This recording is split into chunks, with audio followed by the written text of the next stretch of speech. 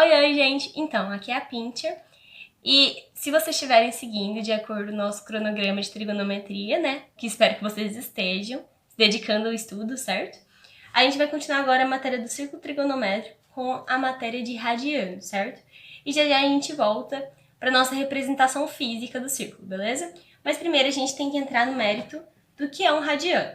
Bom, como está escrito aqui, o radiano ele vai ser uma medida de representação do ângulo, beleza? Assim como o grau. Porém, no caso, seria o radiano. E como ele é representado? Bom, primeiro de tudo, a gente tem que entender que, enquanto a gente estuda essa matéria, as pessoas vão considerar que π não está relacionado mais ao 3,14, como vocês possivelmente vão ver em geometria, mas sim ao valor do ângulo de 180 graus, beleza? Façam essa associação então, ok? Quando a gente estiver trabalhando com ângulos, o π vai estar relacionado a 180 graus, ok? Bom, e o que tem isso a ver? Basicamente, quando você constitui que o π equivale a 180 graus, você pode encontrar outros ângulos também relacionados à ideia de π, certo? Por exemplo, vamos fazer com o ângulo de 30 graus. Se a gente relacionar 30 graus a um valor x que a gente desconhece, a gente pode aplicar a regra de 3, multiplicar 30 por π e 180 por x, beleza? Lembrando que x é o que a gente busca encontrar. O π vai estar sempre presente, ok? π está sempre presente na relação de radianos. Então, a gente está buscando o x. A gente vai isolar o x e jogar o 180 dividindo, porque antes ele ia multiplicar o x. Tudo isso multiplicado por π. Não esqueçam do π. Bom, com isso a gente percebe que a gente pode simplificar 30 por 180. Com isso a gente vai ficar que x é equivalente a... A gente pode retirar os zeros, certo? Porque 30 dividido por 180 vai dar 3 sobre 18. Se a gente dividir 3 por 3, vai dar 1. E se a gente dividir 18 por 3, vai dar 6. Então, 1/6 de π ou π sobre 6. Beleza? Esse daqui vai ser o nosso valor de 30 graus em radianos. Ok? Bom, desculpa pela sombra, gente, mas não estou numa posição muito favorável. Bom, se a gente tem que o valor de 30 graus em radiano é π sobre 6, a gente pode ir fazendo essa conta para todos os valores do nosso círculo e descobrir qual é a sua relação em radianos, ok? Então, relembrando, radiano é um método de encontrar um valor que contenha π, ao invés de trabalhar com o valor em graus, beleza? Então, em vez de trabalhar com graus, a gente vai trabalhar com π, certo? Vamos então ver como isso vai ficar no círculo trigonométrico. Bom, gente, então é assim que vai ficar o nosso círculo trigonométrico, certo? Com cada um dos seus respectivos valores em radianos, beleza? Então, em vez de graus, a gente agora vai trabalhar com radianos. Bom, vamos fazer então as relações. Quando vocês olham o primeiro ângulo notável que a gente tem no primeiro quadrante, o de 30 graus, a gente tem que ele vai, na verdade, significar π sobre 6. Daí a gente faz as contas iguais a gente fez agora mesmo para o resto dos ângulos. Então, 45 vai ser π sobre 4 e 60 vai ser π sobre 3, beleza? Bom, o que vocês podem perceber no restante dos quadrantes é que eles repetem esse mesmo padrão, certo? De π sobre 3, π sobre 4 e π sobre 6. Só que aí, eles também vão se multiplicar por algum valor no numerador. Por exemplo, vou colocar um pouquinho mais visível aqui. O ângulo de 120 graus vai simbolizar 2/3 de π, que é a mesma coisa de 2 vezes π sobre 3, certo? Se a gente considerar que π sobre 3 é 60, quanto é 2 vezes π sobre 3? Vai dar 60 vezes 2, que vai dar 120, certo? Então, é muito fácil de você perceber se realmente está certo. Ai, será que eu fiz a conta certa?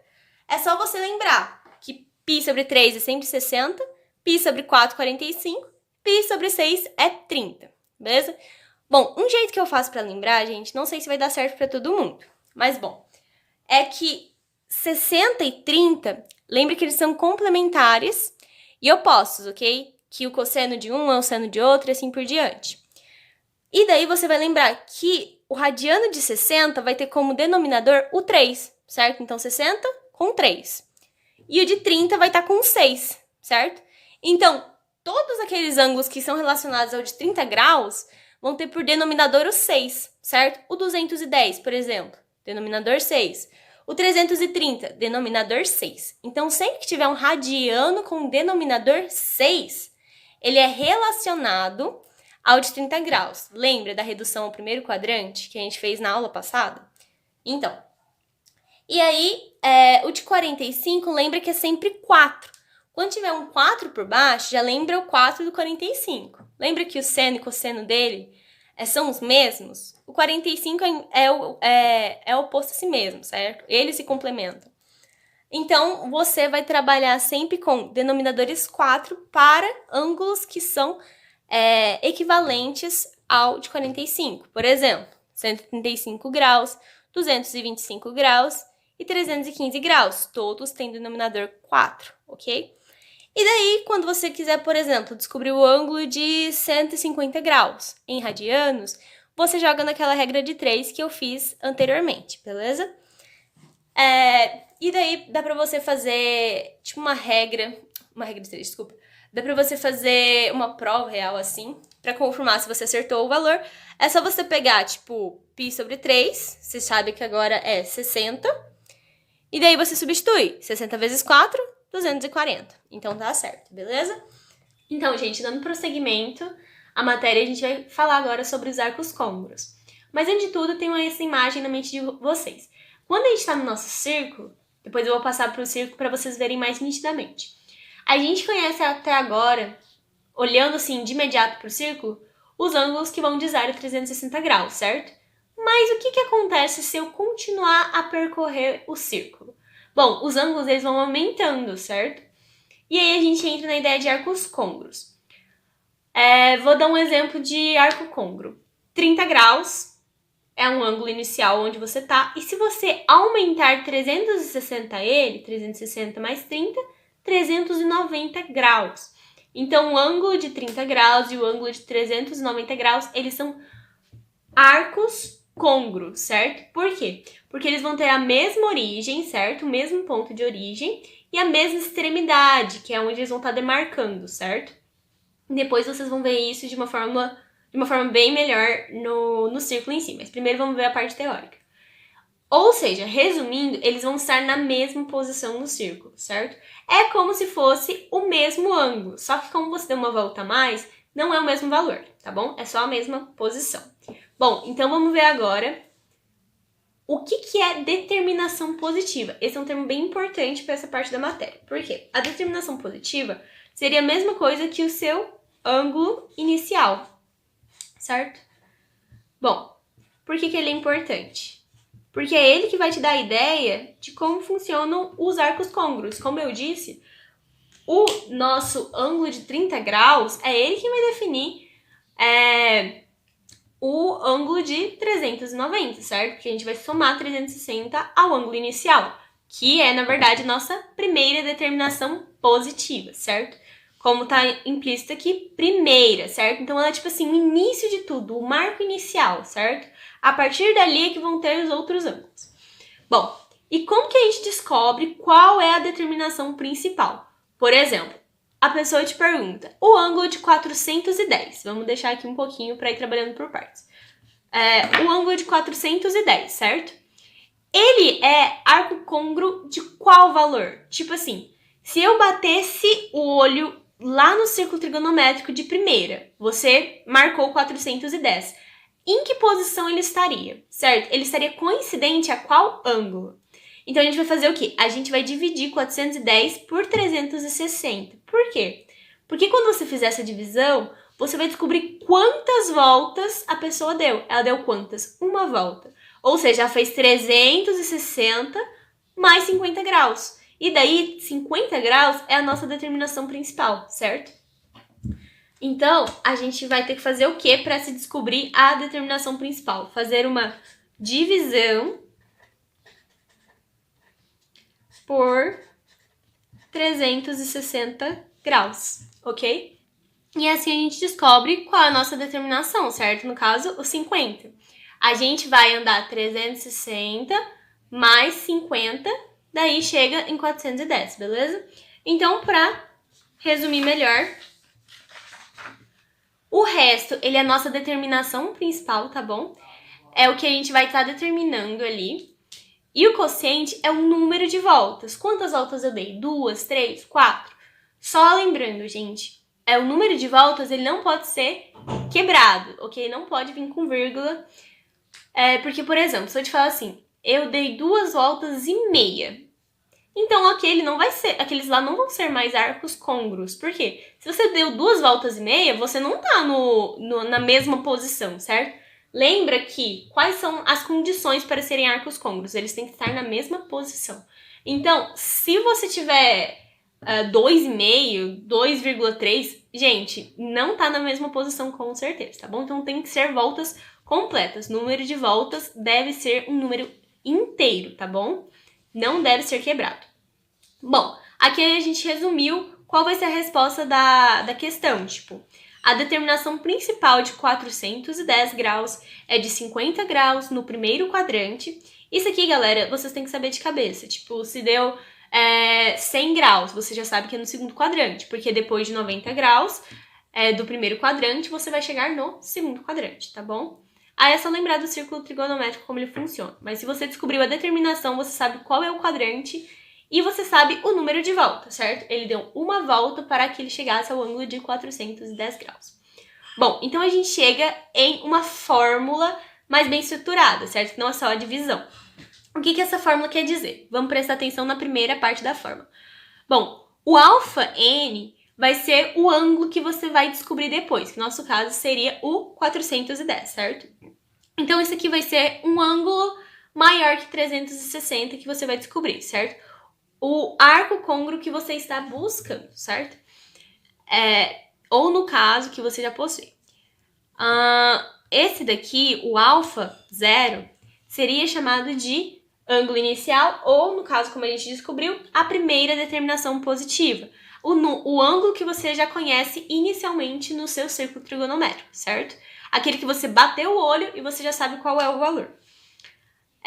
O K, ele é o número de voltas, certo? Então, mantém essa ideia de que o K vai ser um número inteiro. Ele é um valor que você vai ter que multiplicar por 360. Por quê? 360 graus. Porque é um número de voltas multiplicado por 360 graus que vai determinar qual que vai ser o arco côngruo no final, certo? Porque se você tem aqui 30 graus mais 2 vezes 360, é 2 voltas de 360 graus, certo? Então, você deu 2 voltas, chegou em 30 graus, e aí você descobre qual é o arco côngruo de 30 graus, tá bom? Ou se for igual à questão anterior, aqui é 410, aí aqui é uma volta. Você consegue descobrir qual era a primeira determinação positiva, tá bom? Então, isso aqui é só uma fórmula com a qual dá para se trabalhar. Pode ser que na questão te pergunte o número de voltas, pode ser que ele te pergunte qual era a primeira determinação positiva, daí depende da questão, tá bom? Um outro detalhe é que aqui a gente já vai trabalhar com a ideia que eu apresentei para vocês de radiano, já vai pôr em prática. Porque é muito comum que apareça em radianos, tá bom? Por exemplo, a pessoa fala assim, qual vai ser o arco côngruo de 45 graus em radianos, por exemplo? Ou já falar direto de π sobre 4. Daí, se ele te deu em π sobre 4, faz mais sentido que você continue trabalhando em radianos, a menos que ele peça a transformação para graus, ok? Então, se ele te pedir em radianos, galera, a única mudança que ocorreu é de 360 graus para 2π, ok? Ah, por que 2π? Lembra que eu disse que, só fazendo uma anotação aqui, π ele equivaleria a 180 graus no círculo trigonométrico? Então, se ele equivale a 180, 2 vezes 180, 360, ok? Então, é simplesmente uma transformação de graus em radianos. É simplesmente isso que muda. Então, se te pedir em radianos da questão, faz essa transformação na fórmula e pode aplicar sem problemas, tá bom? Bom, para finalizar essa parte teórica, vamos pôr em mente que se a gente tiver 2 ângulos, certo? Faltou a palavra ângulos, mas eu tô falando sobre ângulos. Para saber se 2 ângulos eles fazem parte do mesmo grupo de arcos côngruos, a gente vai fazer essa conta aqui, tá bom? Por que essa conta? Bom, vamos dizer que eu tenho 410 graus e... Deixa eu ver, 410 graus e 50, que a gente estava trabalhando antes, certo? Se eu fizer 410 menos 50, vai dar em 360. 1 dividido pelo outro dá quociente 1, portanto o resto é 0, certo? A gente já lembra da ideia de divisão, certo? Se o resto for 0, significa que eles são divisíveis, certo? Então, se for divisível por 360... então, eles vão ser côngruos, tá bom? Se é divisível por 360, eles vão ser côngruos.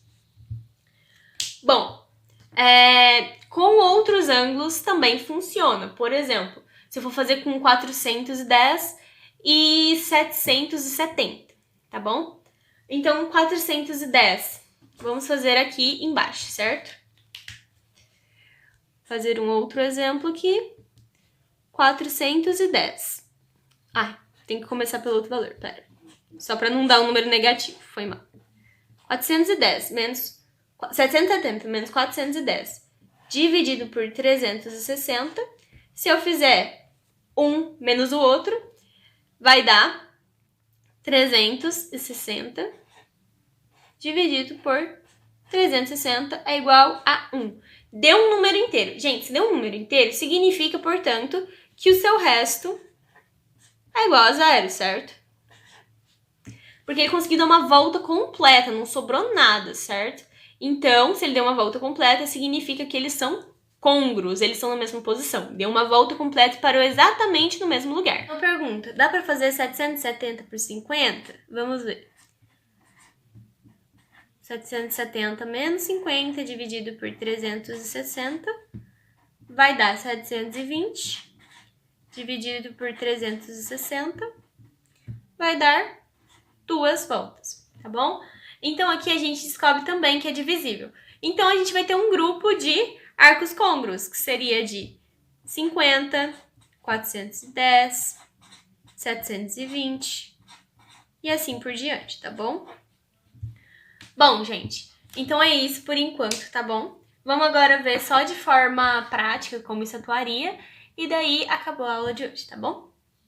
Bom, agora então vamos ver como que se opera essa ideia de ângulos côngruos, beleza?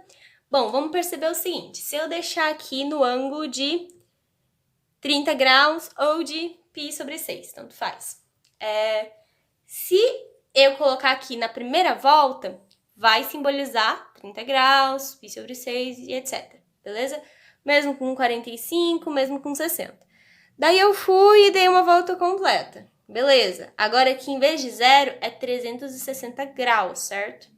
Bom, se aqui é 360 graus, daí aqui vai ser 360 mais 30, certo? Ou de acordo com aquela fórmula que eu mostrei pra vocês, o ângulo inicial, que era 30, mais 360 vezes o número de voltas. A gente deu quantas voltas? Uma volta só. Então, vai ficar 360 vezes 1, 360 mais 30 graus, beleza? Tá vendo como a fórmula realmente funciona? E daí você pode dar quantas voltas você quiser, que você ainda assim consegue descobrir... Opa! Ih, já perdi o coisa. Que mesmo assim você consegue descobrir a qual ângulo está relacionado... a qual ângulo inicial que está relacionado o ângulo que você está estudando, certo? Isso pode ajudar em algumas questões. Por exemplo, se em alguma questão ele te perguntar assim, qual vai ser o seno de um ângulo que é tipo 1000 e alguma coisa, você consegue descobrir só utilizando daquela fórmula, certo? Fazendo aquela divisão que eu mostrei pra vocês, beleza? E daí você consegue descobrir bem fácil, porque pode ser que ele seja um número equivalente ao ângulo de 60 graus, um ângulo côngruo ao ângulo de 60 graus, certo? Daí vocês já vão saber, porque eu sei que vocês sabem de cor já como funciona a tabela trigonométrica, certo? Bom, então vamos continuar o assunto.